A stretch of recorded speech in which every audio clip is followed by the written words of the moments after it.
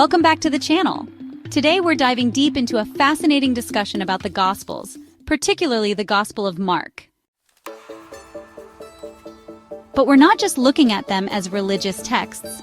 We're exploring how they were constructed as literary masterpieces within the world of ancient storytelling. What if I told you that the Gospels, especially Mark, follow the same narrative patterns as epic Greek and Roman literature? What if their purpose wasn't strictly historical, but rather mythological and ideological? Let's break it down. For centuries, scholars have analyzed the Gospels as historical documents, attempting to reconstruct the life and teachings of Jesus. One of the most influential theories that emerged from this approach was the Messianic Secret, introduced by William Reed in the early 20th century. This theory suggests that Jesus deliberately concealed his identity as the Messiah to delay his inevitable execution. But what if this so-called secret isn't a theological doctrine, but rather a literary device?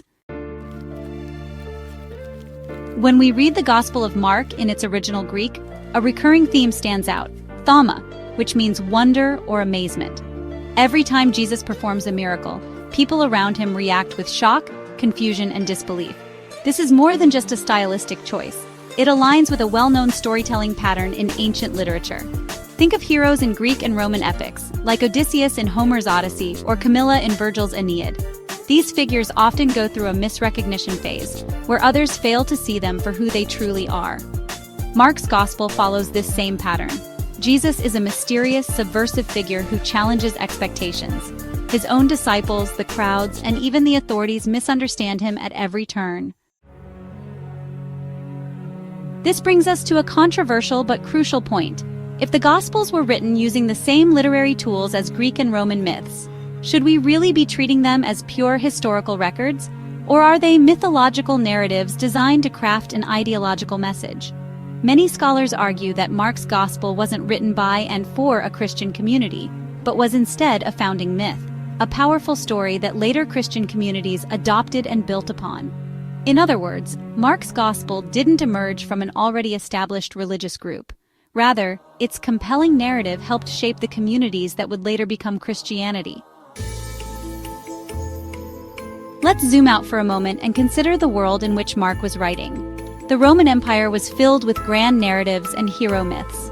Take Virgil's Aeneid, for example, a poetic epic designed to justify Rome's power and divine destiny.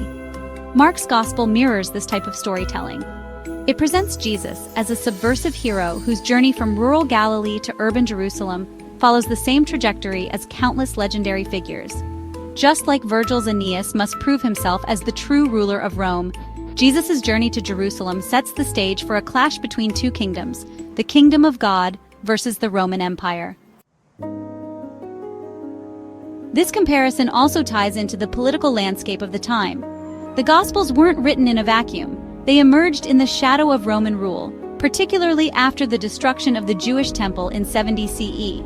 In this turbulent era, Mark's Gospel provided a new kind of founding myth, one that positioned Jesus as a divine hero in a world dominated by imperial power.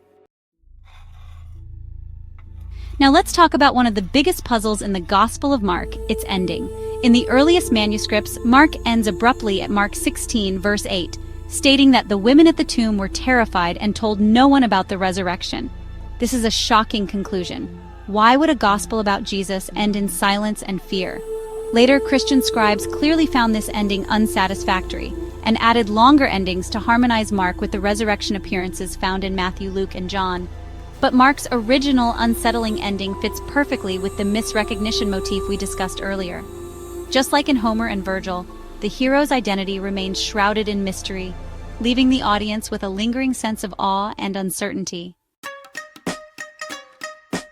So what does all of this mean? Should we completely discard the Gospels as historical sources? Not necessarily. But if we want to understand their true significance, we must see them as literature first, before imposing later theological interpretations on them. Mark's Gospel isn't just a simple biography of Jesus.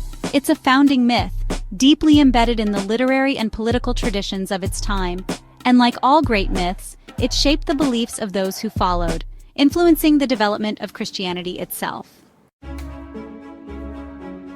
If you found this discussion thought-provoking, Make sure to like, share, and subscribe.